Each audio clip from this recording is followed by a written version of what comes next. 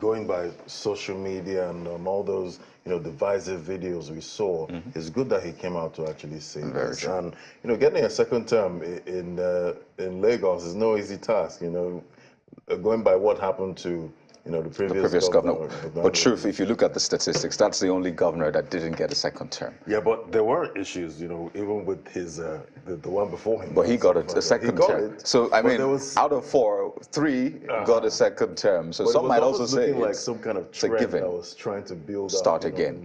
Well, let's quickly speak to our guests in Abuja and just get their thoughts. I know all of the action is happening here in Lagos. Well, Abuja is not seeing a lot, but I can tell both of you have Lagos at heart, probably stayed in Lagos, worked in Lagos, or had something to do with Lagos. And I'll go to Mr. Ozoma first. I mean, hearing the governor speak to those things that came up, those rhetorics, the ethnic issues on and off social media and all of that, do you think that is enough to calm frayed nerves?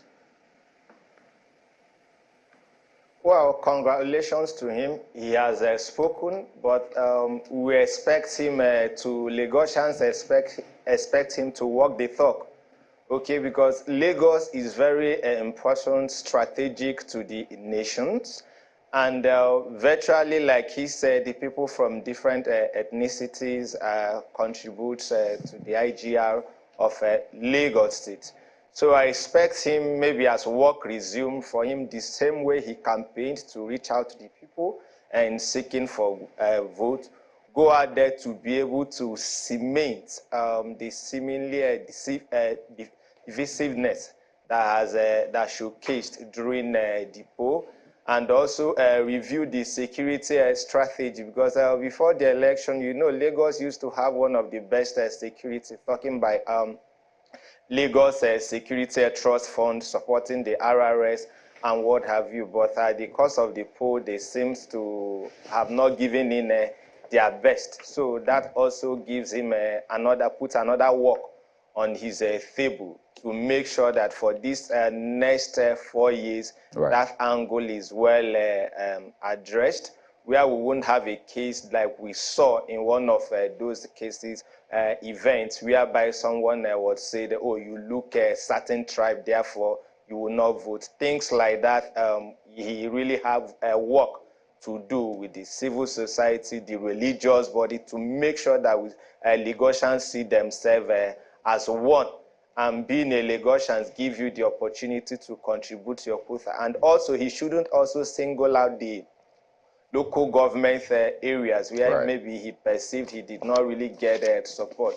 Yes, he has won. Lagosians has won, but security should be of a third priority among other critical infrastructure development. Okay, let me take this to Mr. Manuel, because the governor said that for the very first time, Lagos will be aligning with the government at the national level. I mean, the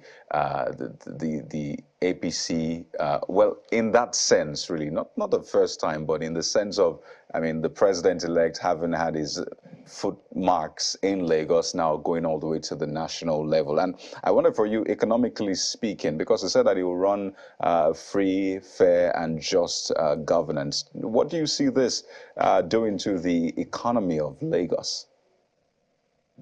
Well, Kayode, thank you very much. To be very frank with you, I think if Governor Sanwo-Olu has promised that he'll be fair and transparent, the first thing he should do is release the budget of Lagos to the public, open the finances of Lagos for Nigerians and the whole world to see. If he really wants to walk the talk, let him go ahead and open the finances of the state. First of all, Lagos has existential issues. 22 million people and growing, because most of maritime in Nigeria is centered around Lagos. It has 3 seaports. It's adding a 4th one. Badagry is under construction. And it has 30,577 square kilometers in landmass. It's the smallest state in Nigeria with the highest population of people. Lagos has about 10.9% of Nigeria's population and growing. So he has an issue to face with infrastructure. He has an issue to face with security. He has an issue to face with transportation. The transportation network around Lagos is very poor, and there is this issue, like Uzoma has said, about you alienating and neglecting certain parts of Lagos that you don't feel priorities. The Amuwo Dolphins, the Ojo local government, Ikorodu. There are other parts of Lagos that are alienated. He has to bring everywhere together.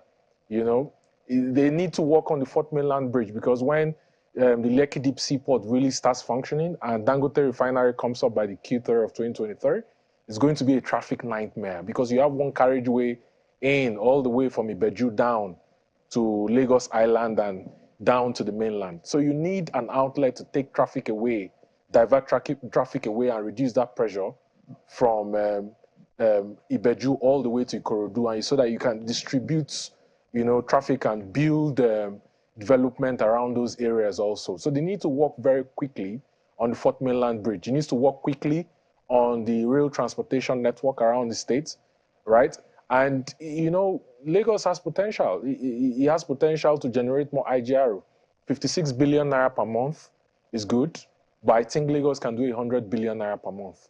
But it's also important that as they are raising the IGR, they are also transparent in terms of the performance of the IGR, the monies that the state is generating towards actually development, the Human Development Index of Lagos State. Lagos State is the second worst city in the world to live in.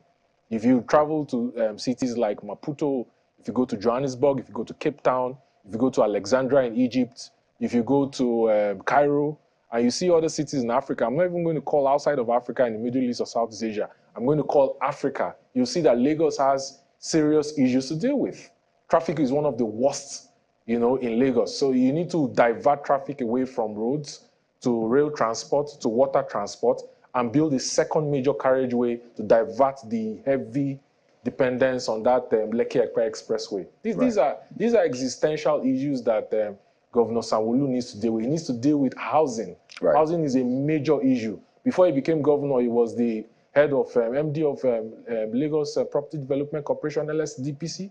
I was hoping that he was going to bring that experience to fore, to actually building a housing system in Lagos that will ensure that property prices can come down and people can afford houses. These are issues that he has to deal with. He also has to deal with the rehabilitation of touts and thugs, agberos.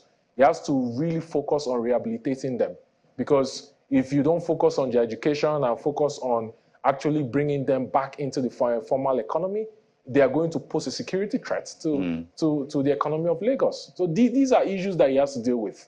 In the last 4 years, I'll be very honest with you when I tell you that I'm not impressed. Right. I mean, quite a job of work to do naturally. Governance is a lot of work. They always say uneasy lies the head that wears the crown. So this is sort of agenda that you gentlemen have set for the governor of Lagos, who's just been re-elected, Governor Babajide Sanwo-Olu. But I would like to thank you so much for your time on our election coverage this morning. Mr. Kelvin Emmanuel is an economy expert, dressed in that wonderful attire, and right next to him is Mr. Kingsley Uzoma, a security analyst. It will seem both of you got the memo. Looking good this morning. Thank you so much for your time on our election coverage. Thank you for having me.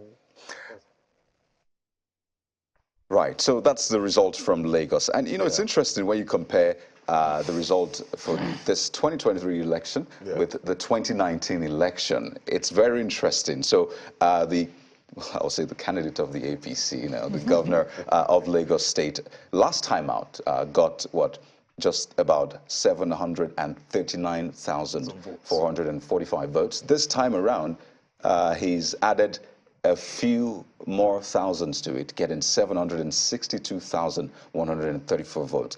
By the way, the first runner-up in that election was the PDP. But guess what? This time around, the PDP is a second runner-up. And then we have Labour Party. Labour Party. Now, then the PDP had 206,000. This time around, the PDP had 62,000.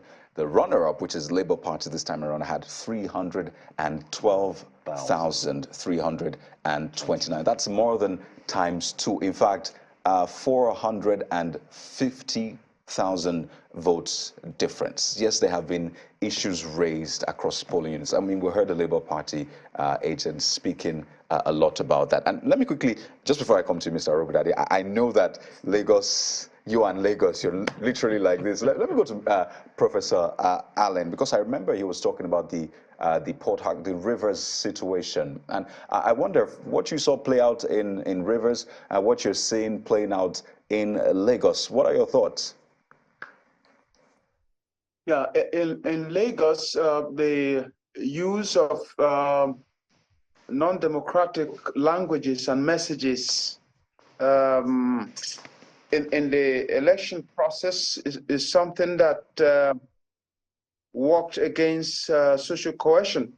Lagos is a big city, and it's Nigeria's a very important city where you have people of different cultural backgrounds, ethnic backgrounds, staying to contribute to the economy in the overall interest of the country. So the governor has a lot of work to do in terms of building social cohesion, ensuring that the economy of Lagos continues to do well, and that people live, and that the city is cohesive. You know, so if you look at River State, you'll find that it's a state with several ethnic groups. You have the Ogonis, who believe that since the beginning of the state, they've never had a governor, they've never had a deputy governor, they've never had a speaker at the state assembly. And so there was an ethnic dimension to it, where you find there's been an ethnic dimension to the struggle for the office of governor, where you have the Ogonis, fundamentally, the average Ogoni thinking fundamentally in terms of support for a candidate coming from Ogoni. And then you have the Calabarese, the Riverine, and which was why in Asaro Toro elections could not hold, because they wanted to be sure that the process was transparent enough, you know. And you look at the Degema Axis, the same story in terms of resistance and positions regarding the election. And in these local government areas, election did not hold on Saturday. Then you look at some parts of Kana, you know, and Kana has more than 300 polling units, which means that it's a large segment, you know, when it comes to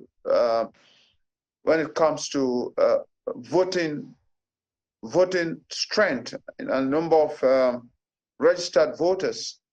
So you'll find this ethnic dimension, but has it created a kind of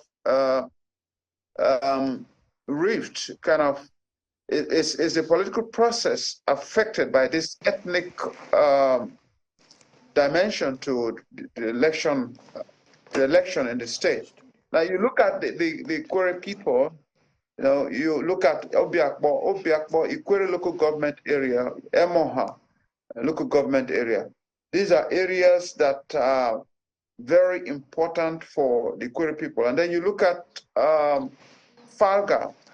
Falga is a huge battleground. Hello, Prof.